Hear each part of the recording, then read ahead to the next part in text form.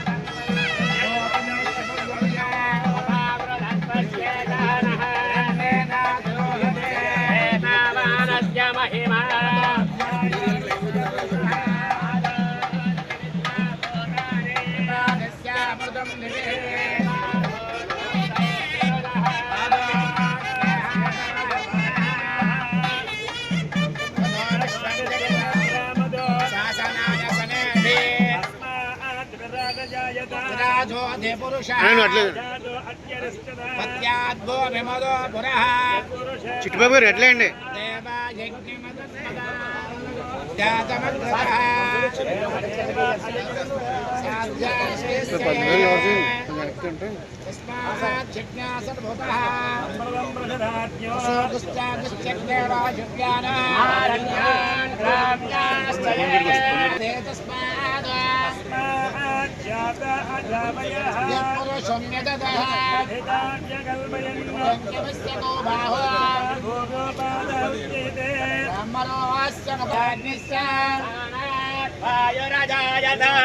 లోకాగమ్య కల్పయన్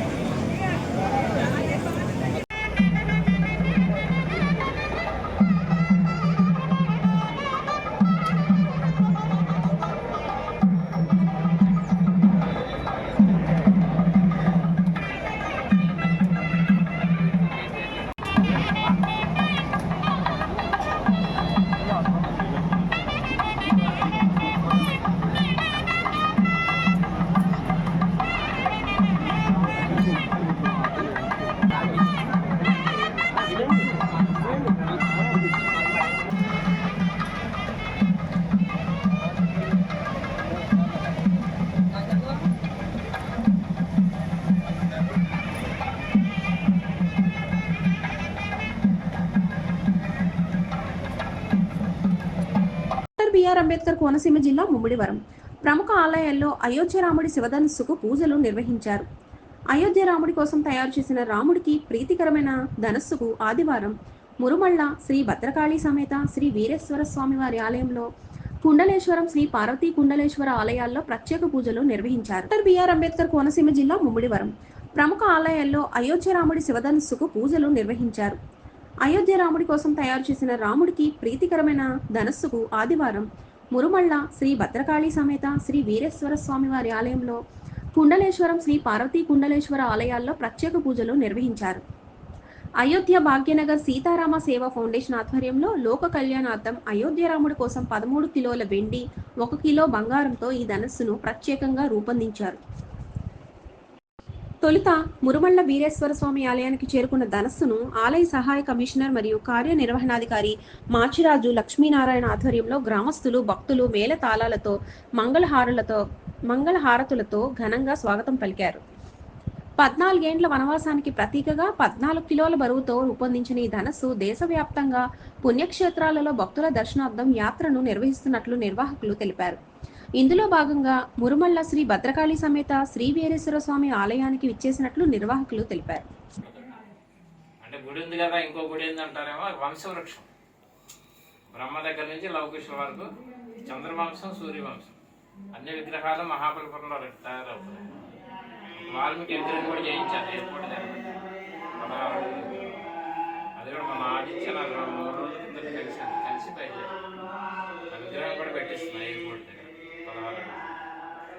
అలాగే 108 మంది మునులు, మహామునులు, వశిష్ఠుడు, భరద్వాజ మహామునులు అందరినీ విగ్రహాలు కూడా చేయిస్తున్నారు. చేయించి అక్కడ పెద్ద మ్యూజియం లాగా పెట్టి పెద్ద గుడిగా ప్రయత్నం. అది కూడా 10 ఎకరాలు తీసుకున్నాము. మొదలైంది. వెండి ఎన్ని కేజీలు అండి? 13 కిలోలండి. రాముల వారి వనవాసం 14 సంవత్సరాలు కదా, అందుకని 14 కిలోలతో చేయించాం. అదే ఇప్పుడు అంతా ప్రముఖ ఆలయాల్లో దీన్ని అక్కడ స్వామివారి దగ్గర నుంచి ఆఖరికి అయోధ్య వితరణ చేస్తారా? అయోధ్యలో ఆగస్టులో అయోధ్యలో స్వామివారికి సమర్పిస్తాం. ఫస్ట్ ఫ్లోర్ లో వచ్చే రాముల వారి చేతిలో ఉంది రామదర్బార్. కిందేమో బాలరాముడు కాబట్టి ఆయన చేతిలో ఉంది బంగారు. ఇదేమో ఫస్ట్ ఫ్లోర్ లో వచ్చే కోదండ రాముడు వచ్చినా కానీ అందరూ భోజనాలు ఫ్రీగా ఇస్తున్నాం. నన్ను సంప్రదిస్తే వాళ్ళకి ఏం కావాలో ఏర్పాటు చేస్తాం. కాకినాడ జగ్గంపేట మండలం కాట్రావులపల్లి గ్రామంలో అకాల వర్షంతో తడిసి ముద్దైన ధాన్యాన్ని ఆంధ్రప్రదేశ్ రైతు కూలీ సంఘం బృందం సభ్యులు పరిశీలించారు. కాకినాడ జిల్లా కలెక్టర్ వెంటనే స్పందించాలని జగ్గంపేట పెద్దాపురం ప్రధాన రహదారిపై రాస్తారోకో నిర్వహించారు. జగ్గంపేట మండలం కాట్రావులపల్లి గ్రామంలో అకాల వర్షంతో తడిసి ముద్దైన ధాన్యాన్ని ఆంధ్రప్రదేశ్ రైతు కూలీ సంఘం బృందం సభ్యులు పరిశీలించారు. కాకినాడ జిల్లా కలెక్టర్ వెంటనే స్పందించాలని జగ్గంపేట పెద్దాపురం ప్రధాన రహదారిపై రాస్తారోకో నిర్వహించారు. ఈ సందర్భంగా ఆంధ్రప్రదేశ్ రైతు కూలీ సంఘం రాష్ట్ర ప్రధాన కార్యదర్శి కర్ణాకుల వీరాంజనేయులు మీడియాతో మాట్లాడారు. గత 3 రోజుల నుంచి ఎడతెరిపి లేకుండా కురుస్తున్న వర్షానికి రైతాంగం ఆరబెట్టిన ధాన్యం 3 రోజుల నుంచి ఎడతెరిపి లేకుండా కురుస్తున్న వర్షానికి రైతాంగం ఆరబెట్టిన ధాన్యం మొత్తం తడిసి ముద్దయిందని, దీనికి ప్రభుత్వం ఆదుకొని తడిసిన ధాన్యాన్ని మద్దతు ధరకు కొనుగోలు చేయాలన్నారు. ఈ కార్యక్రమంలో జిల్లా ప్రధాన కార్యదర్శి వి రమేష్, రాష్ట్ర కార్యదర్శి కడితి సతీష్ తదితరులు పాల్గొన్నారు. గవర్నమెంట్ ద్వారా సాయం చేయగలిగితే ధాన్యాలు ఇక్కడ ఉన్న వాళ్ళు అందరికీ పట్టించగలిగితే మీరు సాయం చేయడం అవుతారు. అంతకంటే మేము చెప్పలేము మీకు. అప్పుడు ఇలాగే మునిగిపోయిందండి మొత్తం తొలకలోనే. నెహ్రూ గారు వచ్చారండి, వచ్చి కలెక్టర్ గారి దగ్గరికి వెళ్ళి ఇక్కడ తడిదాన్ని తీసుకుని కలెక్టర్ గారి దగ్గరికి వెళ్ళి అక్కడ ఆర్డర్ తీసుకుని వచ్చి తడిదాన్ని పట్టించారండి. అప్పుడు ఒకవేళ 100 రూపాయలు తక్కువనే ఎక్కువనే పట్టిపోరండి. కానీ ఇప్పుడు ఆ దారి అప్పడతలేదు మాకు. మరి మీరు ఏమైనా సాయం చేయగలిగి గవర్నమెంట్ ద్వారా మీరు ఏం చేయగలిగి చెప్పండి మాకు. అంతే. మరి 2 రోజులు పోతే వెనక అడిగి నుంచి మొక్కలు వచ్చేస్తాయండి.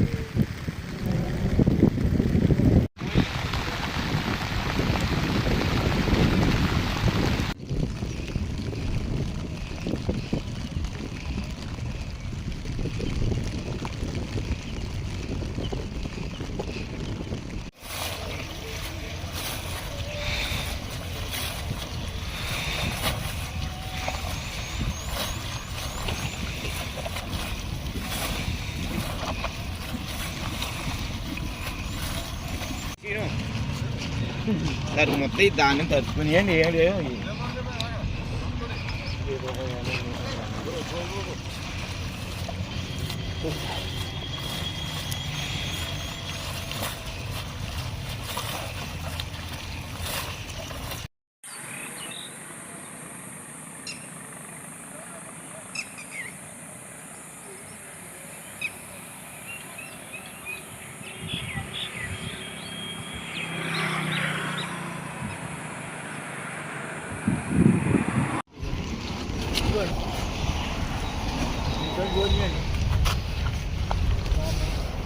ఇలా పట్టుకొని చేతితో చూపించాలి అలా అక్కడ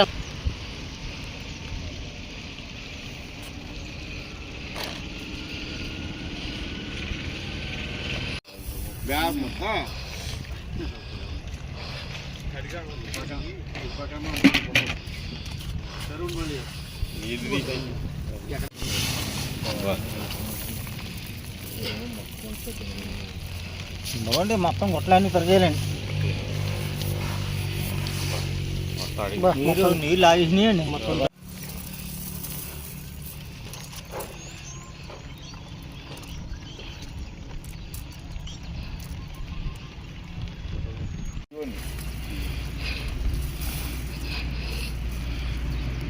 ఒక ఏళ్ళ పట్టుకెళ్ళాం కానండి 5 కేజీలు 6 కేజీలు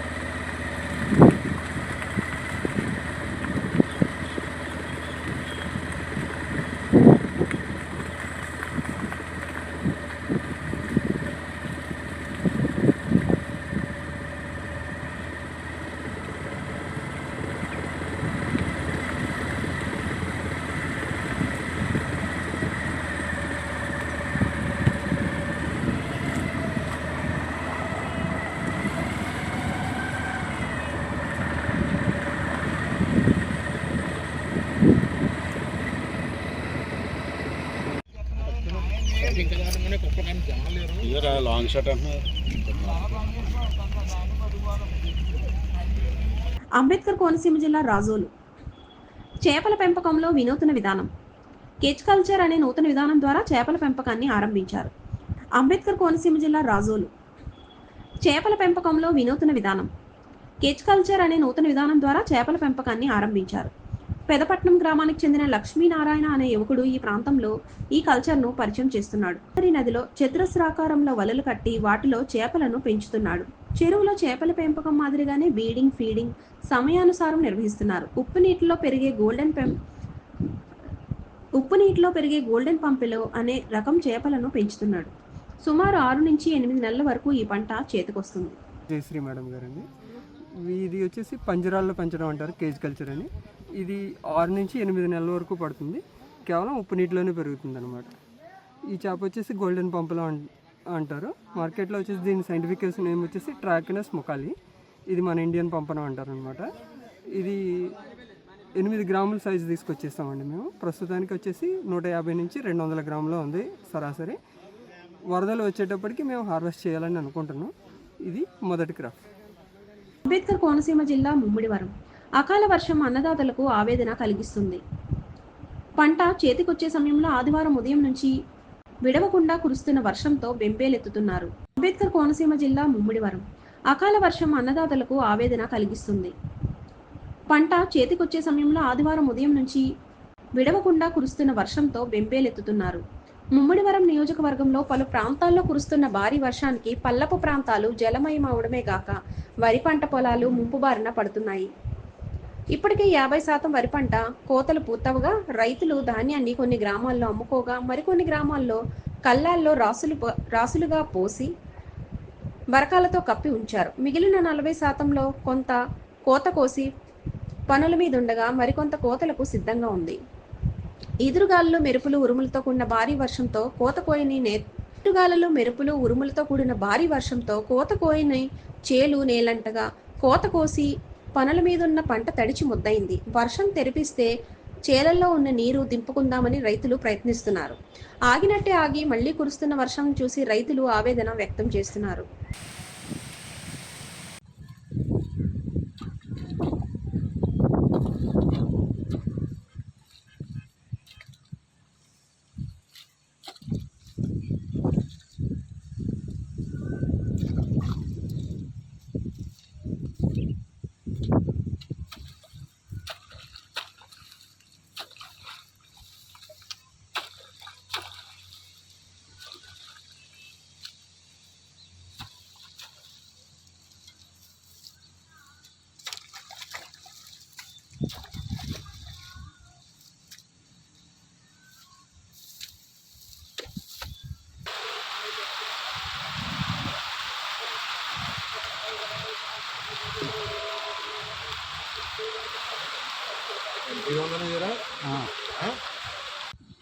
మేము ఇది కౌలు వ్యవసాయం అండి మాది. పశువులకి దాసం కోసం ఈ గడ్డి ఆ మిషన్ వల్ల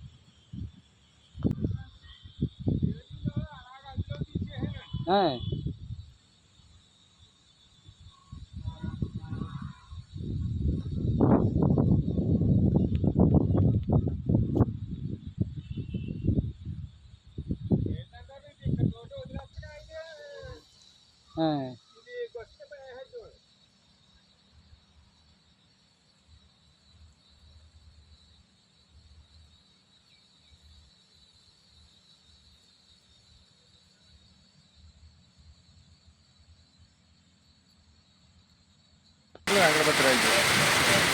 మాది ఒక 3 ఎకరాల వ్యవసాయం చేను కోతకు వచ్చామండి. ఈ అకాల వర్షాలకి అది తడిసి ముక్కయి పడైంది. అదే మేము ఈ నీరు దింపుకుంటున్నామండి చాలది.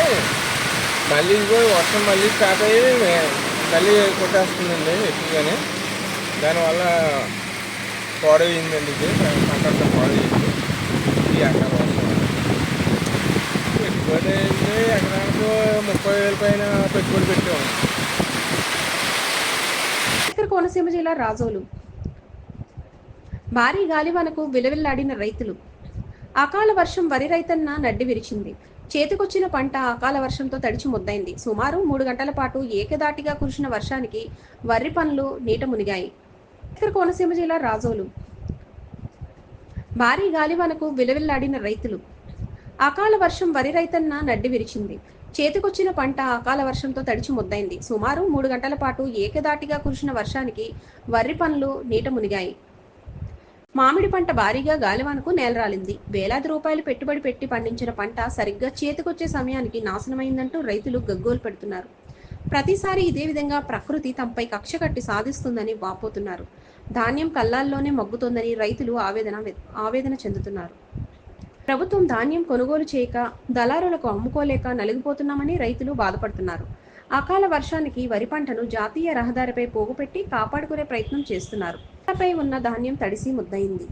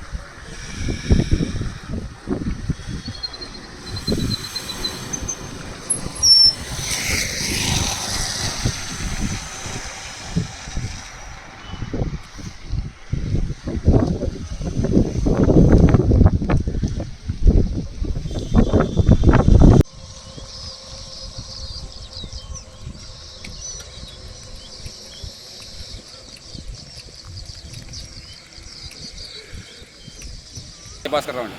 మాది నగరం గ్రామం. నేను కౌలు రైతు 10 ఎకరాలు కౌలు చేస్తున్నాను. నేను నా భూమి ఎకరంలో 52 బస్తాలు పండిందండి. గవర్నమెంట్ వాళ్ళు మొత్తం మీద పండించడానికి చేయాలని సపోర్ట్ చేయడం వల్ల మా దగ్గర దిగుబడి తెప్పించాడు. కానీ ప్రస్తుతానికి సగం ధాన్యం వెళ్ళింది, సగం ధాన్యం ఆగిపోయిందండి. ఇంకా కళ్ళల్లో ఉంది. వెళ్ళిన తర్వాత ఆర్బీకేలు అడుగుతుంటే పర్మిట్ లేదు, గవర్నమెంట్ కొనుగోలు లేదు. లేదా ప్రైవేట్ అమ్ముకోండి, ప్రైవేట్ ధరలు అమ్ముకుంటే 1400 చెప్తున్నారు బత్త. గవర్నమెంట్ రేటు 1740 రూపాయలు, దానికి బత్త 300 రూపాయలు పోతుందండి. ఎవరు తినేది 100 బస్తా అమ్ముతుంది 30 రూపాయలు పోతుంది రైతులకు.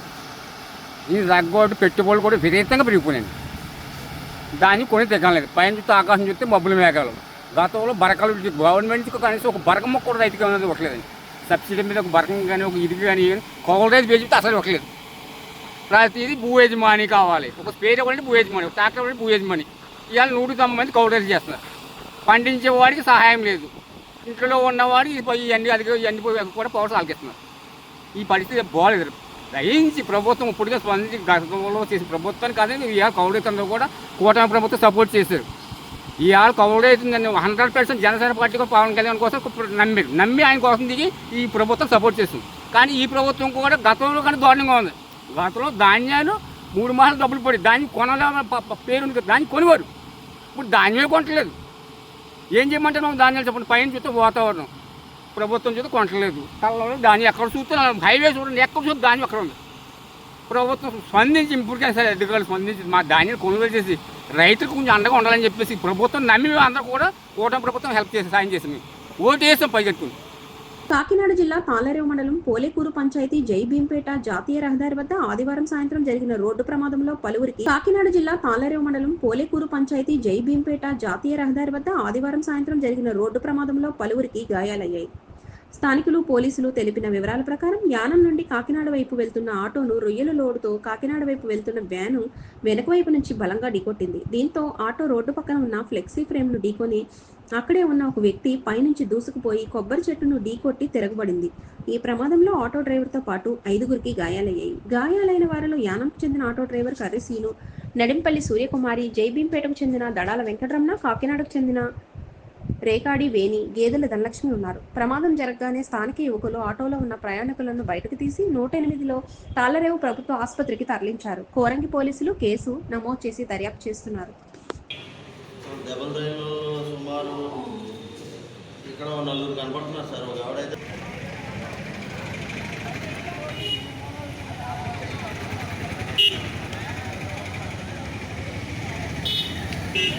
ప్రాంతమైన యానం నవోదయ పాఠశాలలో ఎంబీబీఎస్ వంటి మెడికల్ కోర్సుల్లో ప్రవేశానికి నిర్వహించే నీట్ పరీక్ష ఆదివారం ప్రశాంతంగా ముగిసింది. ప్రాంతమైన యానం నవోదయ పాఠశాలలో ఎంబీబీఎస్ వంటి మెడికల్ కోర్సుల్లో ప్రవేశానికి నిర్వహించే నీట్ పరీక్ష ఆదివారం ప్రశాంతంగా ముగిసింది. స్థానిక జవహర్ నవోదయ విద్యాలయాల్లో జరిగిన పరీక్షకు 134 మందికి గాను 133 మంది విద్యార్థులు హాజరయ్యారని, ఒకరు గైర్హాజరయ్యారని ప్రిన్సిపల్, సెంటర్ సూపరింటెండెంట్ ఎస్ఎస్వి కీర్తి విలేకరులకు తెలిపారు. అభ్యర్థుల కోసం 6 పరీక్షా గదులను ఏర్పాటు చేసినట్లు, ఆ విధంగా 12 మంది ఇన్విజిలేటర్లను నియమించినట్లు తెలిపారు. ఆర్ఏఓ మునుస్వామి, సిఐ అడలసన్ తదితరులు పరీక్షా కేంద్రాన్ని తనిఖీ చేశారు. ఆలస్యంగా వచ్చిన విద్యార్థి పరీక్షా కేంద్రంలోకి అనుమతి నిరాకరణ. నీట్ పరీక్ష కేంద్రానికి సకాలంలో చేరుకోకపోవడంతో ఒక అభ్యర్థిని అధికారులు పరీక్షా కేంద్రంలోకి అనుమతించలేదు. మధ్యాహ్నం 1:30 పరీక్షా కేంద్రం గేట్లు మూసివేశారు. అయితే ఆ విద్యార్థి 1:45 రావడంతో అనుమతిని నిరాకరించడంతో అతను వెనుదిరిగాడు.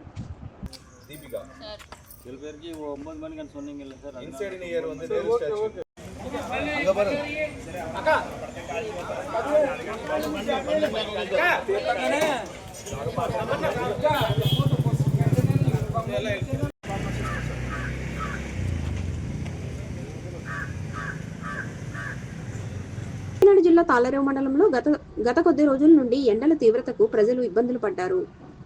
ఇంటి నుండి బయటకు రావాలంటేనే భానుడి దెబ్బకు భయపడేవారు. ఆదివారం కారు మబ్బులతో చల్లని గాలులతో వర్షం రావడంతో మానవాళిలు కూలయ్యారు. రైతులు మాత్రం ఇబ్బందులు పడ్డారు. కాకినాడ జిల్లా తాళ్లరేవు మండలంలో గత కొద్ది రోజుల నుండి ఎండల తీవ్రతకు ప్రజలు ఇబ్బందులు పడ్డారు.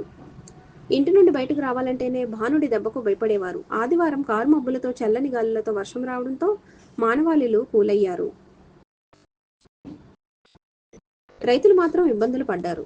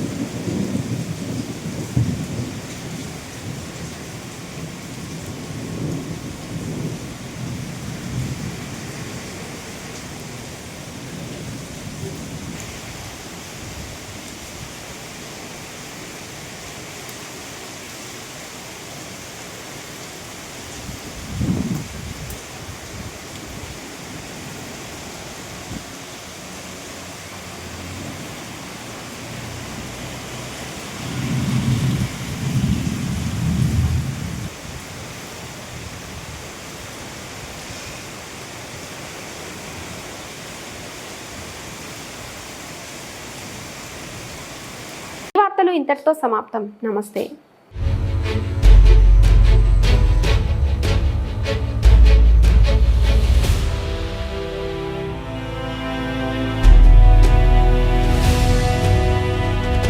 బీ న్యూస్, వాస్తవాల ప్రతిబింబం.